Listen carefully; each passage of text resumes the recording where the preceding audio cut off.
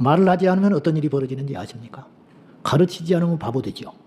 아무리 IQ가 좋은 아이가 태어나도 교육을 안 시키면요, 바보 되는 거예요. 우리 시골에서 우리 형님이 개에 미쳐 있었어요. 개 매니아가 된 적이 있었어. 진도에 가서 개를 사왔네, 진돗개라고. 족보까지 발행을 해가지고. 근데 그냥 밥만 먹이고 놔뒀어. 그랬더니 똥개가 돼버리더라고. 아무것도 몰라. 그러니까 혈통이 좋아도 그냥 놔뒀더니 똥개한테 지는 거야. 진돗개 별거 아닙니다. 사람도 똑같아지는 거예요. 말하지 않고 외치지 않고 선포하지 않으면 세상이 암흑천치가 되는 것이죠. 싸움의 기술, 이거 영적 전쟁이라 그런 뜻이에요. 다른 말로 말하면. 이 영적 전쟁을 우리가 치르고 있는데, 여러분, 육의 전쟁도 지면 비극적입니다. 비참해집니다. 끌려가고 죽습니다. 그런데 우리가 영적 전쟁을 쉽게 생각하는데, 둘 다 이겨야 되지만 둘 중에 하나를 택하라면 나는 영적 전쟁을 이겨야 한다 생각해요. 왜냐? 육적 전쟁은 몇십 년 고통으로 끝나지만 영적 전쟁에 지면 지옥 가는 거예요. 그래서 우리가 이 영적 전쟁에 지금 어떤 일이 벌어지고 있는지, 우리는 이 마지막 때에 지금만 영적 전쟁이 있는 건 아니고 태초 이래로 지금까지 전쟁이 치러지고 있는데, 단지 사람들은 인정을 안 하고 대비를 못하고 있는 것뿐이에요.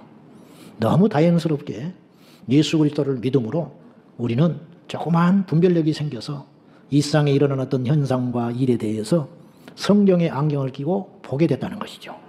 제가 예수를 안 믿었다면 동성애를 절대로 죄로 생각하지 않습니다. 그냥 유행이구나. 세상이 이런 세상이 됐구나. 찬성하지는 않지만 기질상 내 자식은 절대로 안 된다고 하겠지만 남이 하는 거에 대해서 간섭할 생각은 이만큼도 안 하고 살아갈 것입니다. 왜? 내게 예수의 정신이 없기 때문이죠.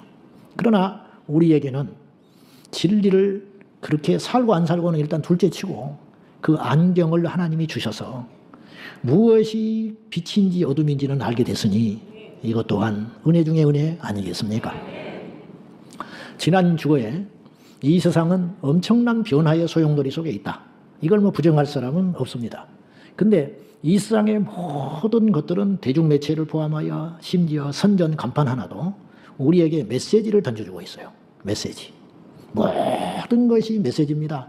광고만이 아니라 뉴스, 책, 언론 매체, 모든 것들이 우리의 머릿속에, 우리의 마음속에 뭔가를 자꾸 말하고 있지 않습니까?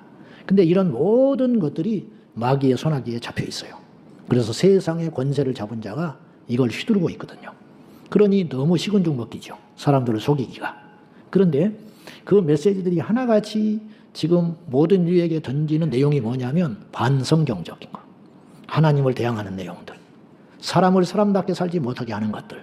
이런 것들을 무수히 많이 단 0.1초도 쉬지 않고 지금 쏟아내고 있거든요.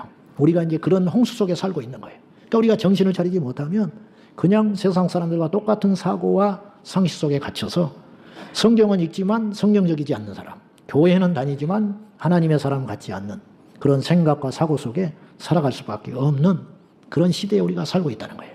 그래서 우리가 정신을 더욱 바짝 차려야 하는 시대에 살고 있다, 그런 뜻입니다.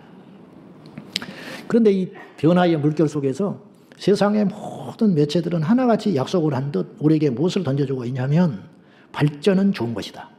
새로운 것은 옳은 것이다. 이런 내용을 하루가 멀다 하지 않고 우리에게 쏟아내고 있습니다. 원수 마귀는 변화와 트렌드라는 그럴듯한 명분을 내세워서 오늘날의 신앙인들과 우리 성도들을 공격하고 있다는 거예요. 그래서 이제 지난주에 우리가 마귀가 이 변화의 물결 속에서 두 개를 절대로 건드리면 안 되는 두 가지를 건든다고 그랬어요. 그 첫째가 성경의 진리라는 거예요. 이미 세상에서는 성경이 하나님 말씀이 아니라고 믿게 된 것이 정설이지만 문제는 이것이 교회 안에 들어오기 시작했다는 거예요. 오랜 시간 마귀가 각고의 노력을 기울인 끝에 신학이라고 하는 간판을 내세워가지고 성경의 진리가 신학 아래에 가게 되는, 그래서 성경은 믿을 만한 꼭 책은 아니다, 이러한 이미지를 심어주는 데 성공했다 이 말이에요. 그래서 성경을 고지고대로 설교를 한다든지 성경을 고지고대로 믿는 사람들을 시대에 뒤떨어진 탭을 취급하는 그런 사상들이 이제 점령을 하는데 어느 정도 성공한 거예요. 그 열매와 여파로 나타나는 게 서구사의 교회예요. 그래서 교회는 추락하게 됐고, 성경이 믿을 만한 책이 아닌데 교회를 뭐하러 나갑니까? 여러분, 이건 건물의 기둥을 흔들어 버린 거예요. 물이 조금 비추는 건 괜찮아요. 쥐가 돌아다니는 것도 견딜만해요. 근데 기둥이 흔들리면 그 건물에 들어갈 수가 있겠어요? 성경은 우리 신앙의 기둥이고 근본이거든요. 근데 이걸 건드리더니 마침내 흔들리기 시작한 시대에 살고 있어요. 그래서 성경을 일부만 믿는 사람들이 나타나기 시작했고 성경을 전부 부정하는 사람들도 교회 안에 등장하기 시작했다는 거예요. 저와 여러분은 이 사단의 공격에 맞서서 하나님의 말씀을 절대 진리로 지켜내는 믿음의 사람 되기를 축원합니다. 그리고 마귀가 두 번째 건드린 거 있었는데 뭐였어요? 예배를 건드렸다. 옛날에는 주일 성수하는 것 아니면 안 하는 거 명확했어요. 교회 안 오면 주일 성수 안 하는 거예요. 그러나 요새는 교회를 오지 않아도 주일 성수를 하는 사람들이 나타났어요. 일명 비대면 예배. 그러나 그것은 예배일 수 없는 거예요. 하나님 앞에 와서 예배하고 그 다음에 남는 짜투리 시간을 영적으로 내가 조금 더 성장하기 위해서 설교를 듣는다든지 하는 건 있을 수 있으나 그걸 대체할 수 있는 것은 아니라는 것이죠. 근데 요새는 그런 운동들이 점차로 확산되고 있는 분위기고 양심에 꺼리낌 없이 영상 예배를 예배의 한 방편으로 받아들이는 세상에 살고 있다. 예배를 마귀가 흔들기 시작한 거예요. 옛날에는 상상할 수 없었어요. 그리고 옛날에는 그런 일이 일어나면 경계를 파악했어요. 근데 코로나 때문에 그 경계심이 없어지고 만 거예요. 이럴 때 우리가 잘 분별해야 할 줄로 믿습니다. 오늘은 이어서 이제 세 번째 이 발전이라는 이름으로 마귀가 이 세상의 권위와 질서를 어떤 방법으로 깨뜨리고 있으며 우리는 과연 어떤 분별력을 가져야 하는지 우리가 한번 살펴보려고 합니다. 질서 파괴는 마귀가 하는 주된 사역 중에 하나입니다. 왜냐? 질서가 파괴되고 없어지잖아요. 그러면 그 공동체는 저절로 망하게 돼 있어요. 사사기 시대에 한마디로 질서를 파괴되었다는 것을 이렇게 반증해서 설명을 해요. 사람들이 자기 소위에 옳은 대로 행하였더라. 그럴듯하지요. 근데 뭔가 문제가 있다는 건 우리가 느낄 수 있어요. 자기 소위에 옳은 대로 행하고 있더라. 그 결과 어떤 일이 벌어졌느냐? 이스라엘은 무지막지한 고통을 받습니다. 어떤 문제가 생기는데 사람이 살면서 문제가 생길 수밖에 없거든요. 근데 그걸 해결할 능력이 없는 거예요. 그래서 왕이 없으므로 한마디로 질서가 없기 때문에 어른이 없기 때문에 구심점이 없기 때문에 이스라엘 백성들이 기준이 없기 때문에 무엇을 할 줄을 모른다. 그래서 자유로웠냐? 그러면 자유로워야잖아요. 자기 마음대로 하고 사니까 자유롭고 행복하고 기뻐야 되잖아요. 근데 제일 어두울 때가 그때예요. 제일 힘들 때가 그때로 살고 있었다. 이건 열매로 결과로 나타나는 것이거든요. 이 세상에는 절대 깨질 수 없는 질서가 두 개가 존재합니다. 하나는 수직적 질서예요. 하나님과 우리 사이의 질서. 그리고 어른과 그리고 아이의 질서. 위아래의 질서. 여러분, 형이 나보다 먼저 태어나는 건 무슨 수로 바꿀 수가 있겠습니까? 이건 절대 바꿀 수 없는 거예요. 아무리 많은 노력과 지식과 재물을 가진다 할지라도 그건 뒤바꿀 수 없는 거예요. 우리가 아무리 능력이 있다고 한들 하나님의 자리에 찬탈할 수는 없는 거예요. 하나님께서 왜 에덴 동산에 선악과를 창설하셨을까? 괜한 질투심이었는가? 괜히 폼 잡으려고 그러셨는가? 그게 아니고 이 세상 무슨 짓을 해도 좋고 무엇을 먹어도 좋고 죄짓기 전이니까 무슨 행동을 해도 좋은데 이 선은 넘지 말아라. 이게 이제 선악과예요. 즉 내가 너에게 모든 걸 주었고 모든 걸 할 수 있게 했지만은 한 가지는 잊지 말아라. 너는 피조물이야. 이게 선악과예요. 그런데 아담과 하와는 사탄의 사탕발림에 빠져가지고 자기가 피조물인 것을 순간 망각해서 범죄한 거예요. 근데 마귀는 이것을 지금도 하고 있단 말이에요. 그러니까 하나님만이 하실 일, 하나님의 범주 안에 있는 일을 인간이 자꾸만 침입을 하기 시작해요. 그게 바벨탑 사건이에요. 그래서 탑을 높이 쌓아서 하나님과 비기려고 하거든요. 하나님의 심판을 면하려고 하거든요. 하나님의 심판을 면할 자는 없습니다. 근데 이들은 자신의 힘으로 하나님의 심판을 피해보려고 한 거예요. 이게 뭐냐? 하나님의 영역에 도전한 거예요. 그 결과 비참한 일이 일어났죠. 근데 이런 일들이 지금도 이 세상에 백주대낮에 일어나고 있다. 그런 뜻입니다. 이것이 수직적 질서예요. 두 번째는 수평적 질서예요. 그러니까 동등하지만 넘지 않아야 할 선과 질서. 그게 무엇이냐? 남녀의 관계예요. 남녀의 관계라는 것은 남자가 우월한 것도 아니고 여자가 우월한 것도 절대 아니에요. 그냥 남자는 남자요, 여자는 여자인 것뿐이에요. 근데 이 위치가 자꾸 뒤바뀌어요. 남자가 여자 위치로 들어가고 여자가 남자 위치로 들어가는 거예요. 이런 질서가 파괴되기 시작했죠. 그래서 어떤 일이 벌어졌느냐.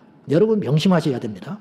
우리가 답답하고 벅차고 버거울 수 있지만 하나님께서 우리에게 정해놓으신 룰이 있어요. 룰, 말씀, 질서, 그리고 원리들이 있다 이 말이죠.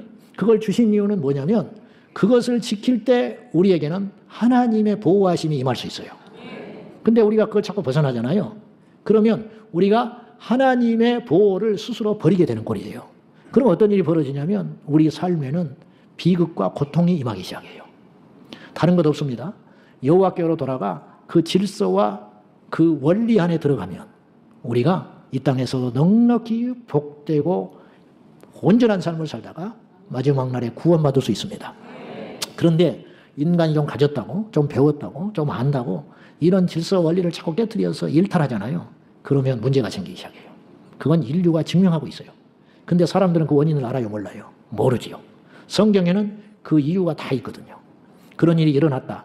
근데 왜 전쟁이 일어났냐? 왜 전염병이 창궐했냐? 왜 그 집안이 망하게 됐냐? 왜 그 한 나라가 없어져 버렸냐? 그 배후의 배경과 그 과정들을 다 영적으로 설명을 하고 성경은 명확하게 이야기를 하고 있어요. 근데 사람들은 깨닫지를 못했어요. 자, 인간이 절대로 넘지 말아야 할 선, 그러니까 지금도 선악과를 범하는 일은 끊임없이 일어나고 있는 거예요. 수많은 사례가 있겠지만 제가 하나만 소개하겠습니다. 최근 생식기관 없이 실험실에서 정자와 난자를 생산할 수 있는 체외 생식세포 생성 기술이 빠른 속도로 구현되고 있다. 제 말을 잘 들어보세요. 근데 언론에서는 지난 7월 달에 이렇게 보도를 했어요. 이 획기적인 기술 개발의 주인공은 획기적인 기술 개발. 긍정적으로 표현했죠. 근데 이건 말씀에 이렇게 기준으로 보면 죄입니다. 죄인데 언론에서는 뭐라고 다루냐면 획기적인 기술 개발. 그 주인공이 있으니 일본 오사카 대학의 하야시 가스히코 교수 연구팀인데 이들은 생식 능력, 나이, 성별에 관계없이 누구든지 자신의 유전자가 일치하는 생물학적 자녀를 가질 수 있어서 가족 구성의 패러다임을 송두리째 바꿀 수 있는 기술로 주목되고 있다. 이렇게 표현을 하니까 신선하잖아요. 기존 가족 구성의 패러다임을 송두리째 바꿀 수 있는 기술의 혁신이라는 거예요. 이렇게 표현을 자꾸 하니까 이게 메시지잖아요. 이런 걸 자꾸 보고 들으면 어떤 일이 벌어지냐면 괜찮구나, 해도 되는구나, 이렇게 자꾸 마음을 먹게 만든다는 것이죠. 이 체외 생식세포라는 것은 이제 앞으로 상용화의 과정이 5년에서 10년 남았다고 예측을 해요. 근데 이 기술이 어떤 기술이냐면 줄기세포 기술이 발전을 했거든요. 그건 이제 치료에도 이용하고 그러는데 그래서 지실험을 통해서 이미 성공했어요. 뭐냐면 수컷쥐 2마리를 가져다가 거기에서 각각의 세포를 떼어서 실험실에서 증식을 시켰어요. 근데 증식을 시켜가지고 뭘 만들었냐면 한쪽 수컷쥐에서는 정자를 만들어냈어요. 또 한 수컷에게서는 난자를 만들었어요. 그러니까 수컷을 통해서 난자를 만들어버렸어요. 그래가지고 인공자궁에서 난자와 정자를 결합시켜가지고 새끼쥐가 탄생했어요. 이게 성공했습니다. 일본에서. 그러니까 자신감을 얻은 거예요. 뭐냐? 사람도 가능하다. 그래서 이론적으로는 무엇이 가능하냐면 동성 커플이 자식을 가질 수 있게 된 거예요. 자기 세포를 떼어놓으면 인공적으로 증식을 시켜가지고 2세를 출산하는 길이 5년에서 10년 안에 열린다. 근데 왜 이런 얼토당토하는 짓을 자꾸 하려고 할까요? 누가 돈을 대고 있을까요? 무엇 때문에 이런 것에 혈안이 돼서 가고 있을까요? 겉에 내세우는 명분은 자녀를 출산하지 못한 자들에게 혜택을 줄 수 있다고 하지만 이것이 죄인 것을 모르는 거죠. 누구만 알아요? 성경의 진리에 안경을 끼는 사람들만 알게 됐다는 거예요. 저는 이런 일이 끊임없이 시도되는 행위 자체들이 종말을 재촉하고 있다. 바벨탑을 쌓고 자기들의 목적을 이루고자 했지만 결국은 실패했습니다. 언어만 잃어버렸죠. 그리고 흩어지게 됐잖아요. 이 엄청난 인류의 재앙이 온 거예요. 인류가 언어가 하나였다면 이렇게 분쟁이 있을 수가 없어요. 인류가 언어가 하나였다면 이렇게 엄청난 에너지를 쏟아내며 비효율적인 공부를 할 필요가 없게 된 거죠. 근데 인류가 언어가 갈라짐으로 인하여 천문학적인 손해를 보고 있거든요. 이것이 하나님께 대항한 인류의 죄값이거든요. 그러면 이런 하나님의 창조 질서와 원리에 계속 도전하는 행위를 하게 되면 어떤 일이 벌어지느냐? 결과를 봐야 알겠죠. 그러면 그것을 통하여 얻은 것은 뭐고 잃을 것은 뭔가 이걸 따져보라는 거예요. 분명히 문제가 어마어마하게 발생을 할 거다. 그런 말씀을 이제 드리려고 하는 거죠. 저는 인간의 야욕과 계획이 절대로 성취되지 못할 것이고 주님의 심판이 있을 것이라고 저는 생각합니다. 기도하십시다. 하나님 아버지, 이 시대는 질서가 깨어지고 있는 세상에 살고 있습니다. 위아래의 질서가 깨지더니 좌우에 깨질 수 없는 질서들이 세계 곳곳 나라에서 깨어지고 있습니다. 그 결과 사람은 발전하고 더 많이 갖게 되었고 더 편리해졌지만 점점점 불행해집니다. 하나님의 심판이기 때문입니다. 주여, 우리는 지혜로운 자가 되기보다 하나님의 말씀에 순종하는 자가 되기를 원합니다. 주님, 저희는 세상의 새로운 지식과 유행에 물들어가기보다 하나님의 진리에 굳게 서기를 원하오니 아버지, 우리를 그렇게 인도하여 주시옵소서. 예수님의 이름으로 기도하옵나이다. 아멘.